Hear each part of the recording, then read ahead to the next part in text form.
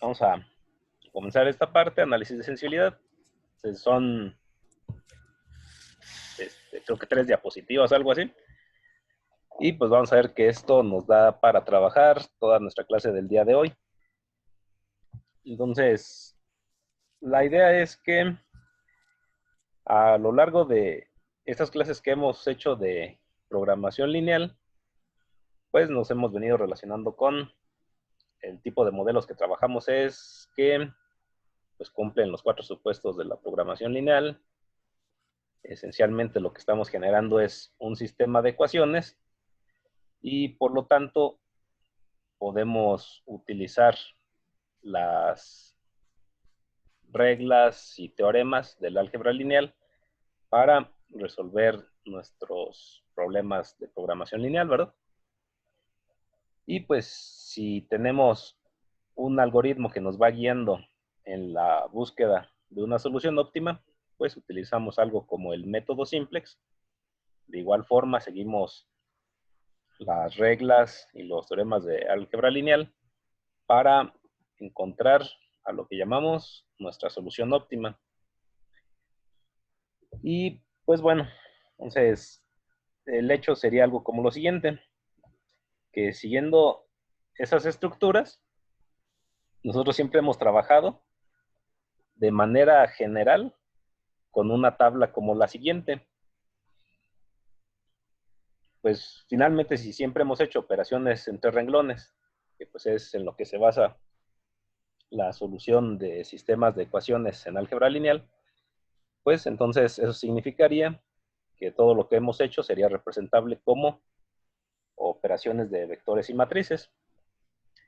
Y entonces, como les decía, o sea, no es lo mismo explicar nuestra tabla simplex, así tal cual como está ahorita, a como lo venimos manejando, porque pues partimos desde una introducción, en ver que representaban cada uno de los elementos, pero el caso sería que en síntesis, de manera muy concreta, cualquier tabla simplex que hemos trabajado, esta es su estructura general.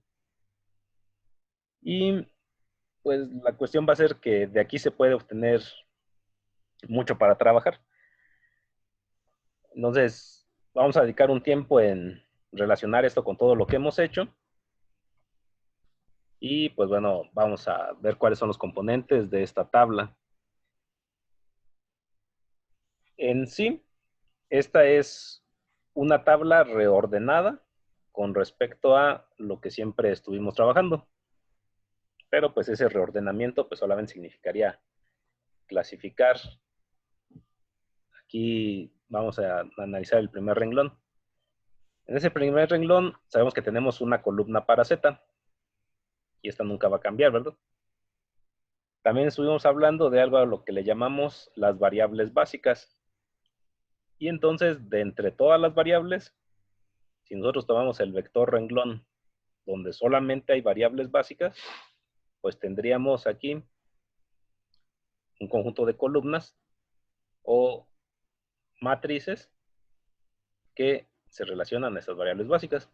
También, si algo fue el conjunto de variables básicas, el complemento es el conjunto de variables no básicas. Y nuestra última columna, pues es el lado derecho. ¿Ok? En términos de columnas. En términos de renglones,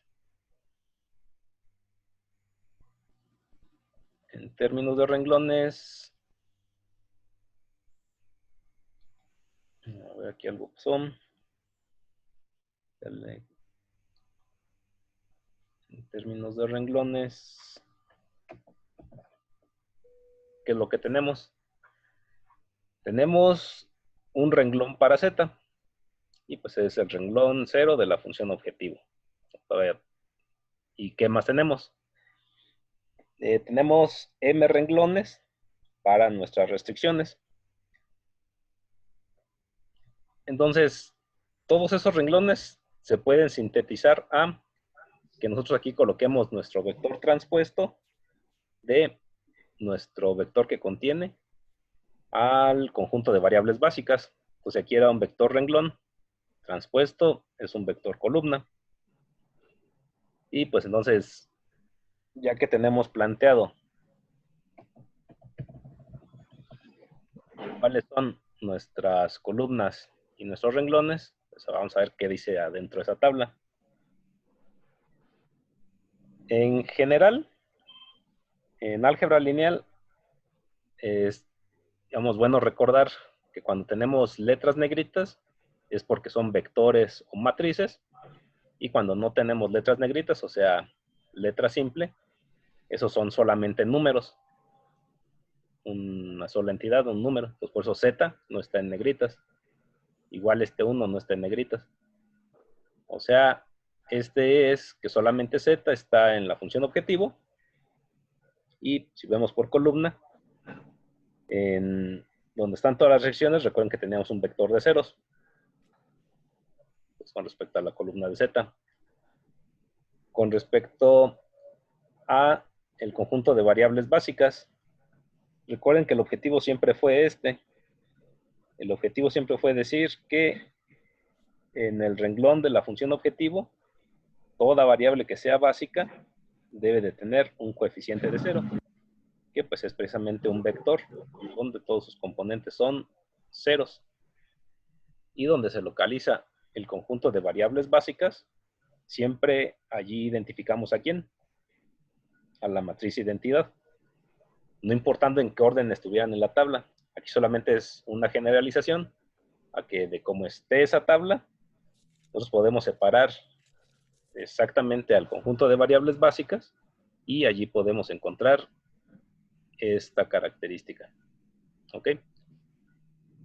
Y entonces resulta que donde tenemos a nuestro conjunto de variables no básicas como columnas en nuestra tabla simplex, en cualquier iteración, ya sea la inicial o nuestra última iteración o alguna iteración intermedia, siempre se cumplen estas operaciones. Si algo le llamamos el conjunto de variables básicas, entonces B mayúscula, esa es la matriz de coeficientes tecnológicos de las variables básicas. Noten que esta es desde el sistema original, o sea, es desde la matriz de coeficientes tecnológicos. Allí identificamos cuáles son los de las variables básicas, y entonces B a la menos 1, B inversa, es precisamente la matriz inversa de esa matriz B.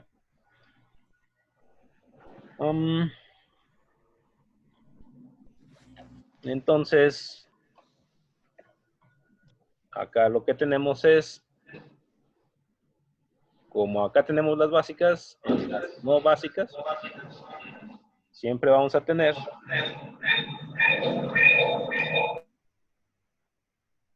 las variables no básicas, siempre vamos a tener en nuestro sistema actualizado para los coeficientes de las restricciones, siempre va a ser B inversa por N, y N es la matriz de coeficientes tecnológicos de las variables no básicas.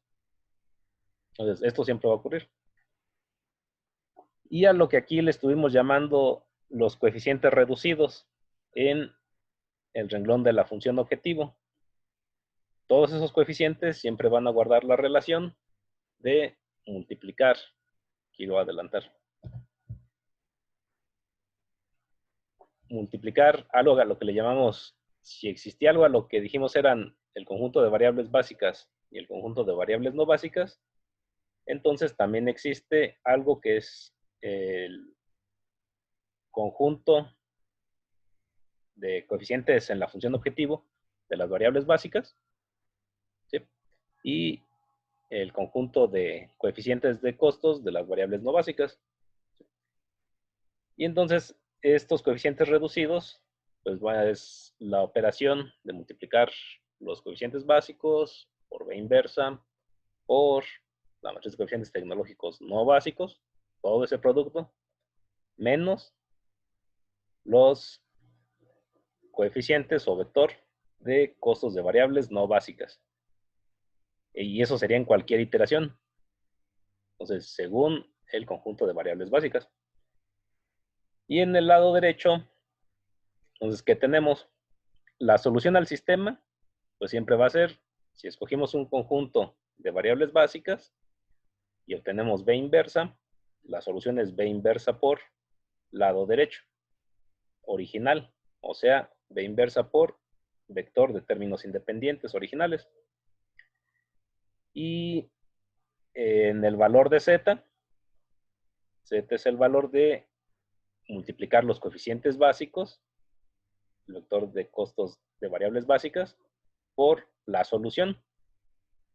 Y pues bueno, entonces, como decíamos, esta es nuestra tabla simplex, cualquiera, en términos generales. Y pues bueno, entonces sabemos que es la matriz de identidad y un vector de ceros. Y pues bueno, entonces, ¿a qué se refiere todo esto para análisis de sensibilidad? Pues resulta que cuando queremos hacer un análisis de sensibilidad es determinar cuál es el rango de variación que puede tener un parámetro cualquiera del problema. ¿Sí? O sea, tengo ya una solución, imaginémonos una región de factibilidad cualquiera de alguno de los problemas que hemos hecho y ya encontramos un óptimo.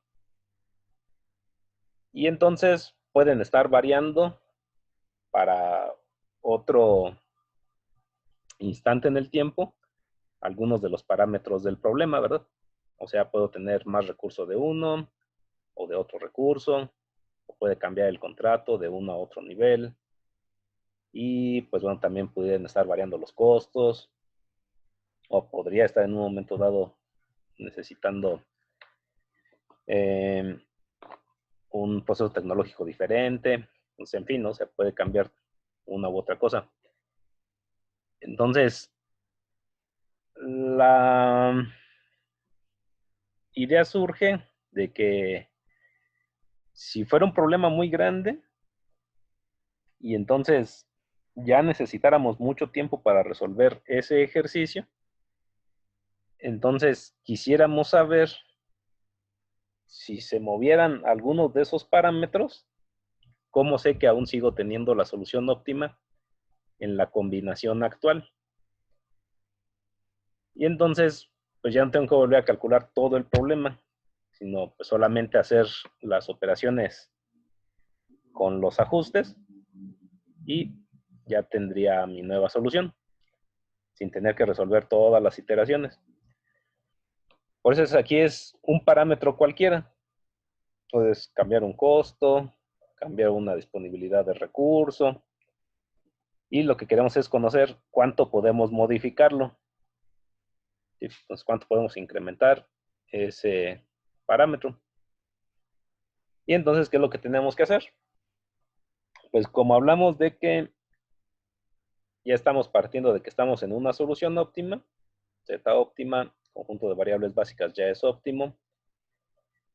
Entonces, lo que deberíamos de decir para que la solución siga siendo óptima son dos condiciones.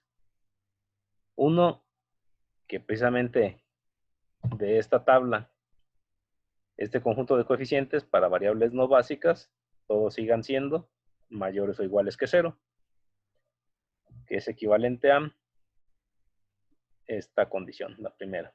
La solución sigue siendo óptima. Y dos, ¿qué más tenemos que verificar? Pues que si al mover ese parámetro, el lado derecho sigue siendo factible. Y entonces, pues es esencialmente, como les decía, de manera sintetizada, lo que hace el análisis de sensibilidad. Y ya, eso es todo lo que hacemos, pero pues bueno, o sea, como tenemos parámetros de costos, tenemos parámetros de recursos, pues la idea va a ser resolver esto y pues hacer los ejemplos. Entonces vamos a ir igual poco a poco, vamos a partir desde acá, o sea, desde identificar todo esto en nuestras tablas. Y pues bueno, entonces hasta acá, ¿alguna duda, pregunta?